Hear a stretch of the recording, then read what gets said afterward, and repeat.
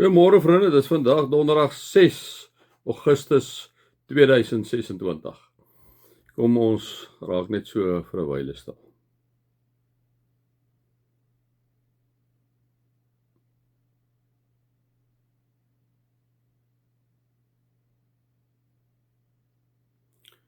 Dankie Here dat U deur die Gees nou by elkeen van ons is, waar ons in die kar ry, ons miskien daar op die bank sit, waar ons miskien die son op ons lyf voel, waar ons miskien net rustig ergens is. Here, praat U met ons. Amen. Nou mag daar vir julle genade en vrede in oorvloed wees, omdat julle God ken, Jesus ken en die Heilige Gees ken. Vriende, dan gaan ons aan met Jakobus 4 vers 11. Ons het gister 'n bietjie gepraat met onderwerp julle dan aan God, staan die duiwel teen, hy sal van julle af wegvlug. Nader tot God en hy sal tot julle nader. Onderwerp julle in nederigheid voor die Here. Ons het 'n bietjie daar gepraat, wat beteken dit om jou te onderwerp aan God en so. Nou gaan Jakobus aan onthou, is 'n verskriklike praktiese boek. Nou, julle het ook agtergekom, die hele Jakobus gaan net oor 'n praktiese Christendom. Hoe lewe jy jou elke dag se Christendom voor God uit? En nou praat hy in vers 11, hy sê, moenie van mekaar kwaad praat, nie broers of susters. Hy wat van sy broer of suster kwaad praat of sy broer of suster veroordeel, praat kwaad van die wet en veroordeel die wet. En as jy die wet veroordeel, handel jy nie meer volgens die wet nie, maar speel jy regter daar. Nou waar kom hy nou met die wet vandaan? Nou die samevatting van die wet is, jy moet die Here jou God lief hê met jou hele hart, siel en verstand, en die een wat gelyk staan daarmee, jy moet jou naaste lief hê soos jouself. Hergedefinieer as 'n nuwe wet, vriende, in Johannes 13:34 en 35. Julle moet mekaar lief hê soos Jesus julle het, sodat die wêreld kan sien dat julle my disippels inderdaad is, né? So dit is wat Johannes dan vir ons ook kom sê. So wanneer hy hierso kom sê, julle wat nie eers weet hoe julle, ek is by die verkeering, jammer, moenie van mekaar kwaad praat nie, broers. Hy wat van sy broer kwaad praat of sy broer veroordeel, praat kwaad van die wet. So eintlik wat hy kom sê, hy sê, hoorie, moenie skinder vir mekaar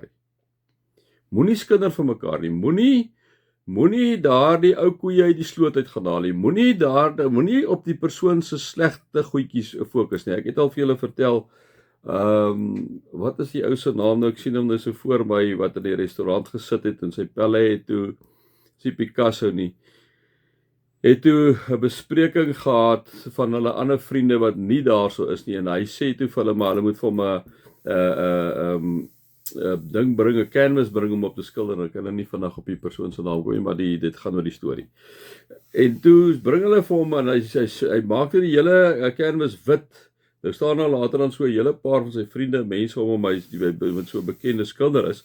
En hy vat ook kwas, sit dit in die swart, en hy gee dit so 'n kol daar, so 'n blertjie, en hy teken sy naam, en dan sit hy so agteroor, so met die kwas in sy hand, en so sit hy vir 5-6 minute, en nou begin hulle later van vra, hulle sê, maar hoorie so, hy nou nie klaar maak nie. Hy sê, nee, ek is klaar. Ja, sê hulle, ja, hy sê, wat sien julle? Hy sê, jy het net so 'n blerd swart daar gemaak, is al die jy gemaak het. Ja, sê, nee, hy dink so, hy het gedink is wat hulle dink. Hy sê, hy sien een groot wit gedeelte raak. Nou vriende, baie keer, maak nie saak op watter vlak dit is nie. Kan dit so wees dat ek en jy dikwels na daai persoon se 2-3 swart kolletjies, daai goed wat nie goed is in hom, kan ons dit raak sien en ons hamer daarop, né? In plaas van om al die pragtige, mooi gedeeltes in daai persoon se lewe raak te sien. In plaas daarvan om te sien, maar die Here het deur sy Gees lewe eintlik in hierdie persoon, maar hy het so hier en daar het hy 'n kinkel, né? Dis wat hy kom sê. Hy kom sê vir hulle hierso, moenie van mekaar kwaad praat nie. En ek dink dit is 'n algemene reël wat ons miskien moet doen. Ons moet miskien begin kyk vir onsself. Onthou, dit kom ook by die beheersing van die tong en wat ons gesê het hierso, né? Hy's soos 'n klein roertjie en hy's ook 'n klein vuurtjie wat 'n reuse veld aan die brand steek. Ons moenie kwaad praat van ons broer nie. Vriende, kom ons probeer hierdie week, 2 weke wat voor ons lê. Wanneer jy oor iemand praat, praat net mooi oor een. Wanneer jy oor 'n instansie praat, praat net goed oor daai instansie. Kom ons daag mekaar uit. om dit te doen. Moenie van mekaar kwaad praat nie. Hy wat sy broer of suster veroordeel die wet, né? Want as jy jou broer en suster veroordeel of jy nie lekker oor hulle praat nie, dan is jy mos nie by die wet nie. En die wet sê jy moet jou naaste lief hê soos jouself. So kom ons daag mekaar uit. Daai persoon wat jy nie van hou nie. Kyk, jy kry iets goeds en sê vir daai persoon, "Jene, ek sien hierdie mooi ding in jou." Maar doen dit sommer in die huisgesin, doen dit in julle huisgesin, doen dit met jou kinders, doen dit met jou vrou, die vrouens met die mans. Fokus 'n bietjie op jou man se positiewe punte. Sê 'n bietjie vir hom, "Jesus, wie jy is eintlik so great, ons is al soveel jaar getroud en jy's nog altyd getrou hierso. Jy is lief vir my, jy's lief vir die kinders." Natuurlik met die mans dan dieselfde wat die vrouens sê, né? Die kinders is die aard van die saak vir die ouers en andersom. Maar kom ons begin dit doen. Weet julle vriende, ek dink die wêreld gaan verander wanneer ons gaan begin om die mooi in mense raak te sien en dit uit te lig. Moenie van mekaar kwaad praat nie. Hy wat van sy broer of sy suster kwaad praat kwaad van die wet. En as jy die wet veroordeel, handel jy nie meer volgens die wet nie, maar speel jy regter daaroor, né? So wanneer jy met 'n ou begin oor hom sleg praat, dan jy trap hom eintlik af. Dis wat jy doen. En jy oordeel eintlik oor daai ou, né? Hy sê vir hom, "Kyk hoe lyk hy. Moenie dit doen nie." Kom ons help mekaar daarmee en sê, wanneer ons kyk na mekaar, kom ons kyk met 'n positiewe, vanuit 'n positiewe hoek na mekaar en ons sê net wat mooi is van mekaar. Ja. Mag julle God se liefde ervaar, sy genade en sy teenwoordigheid. Amen.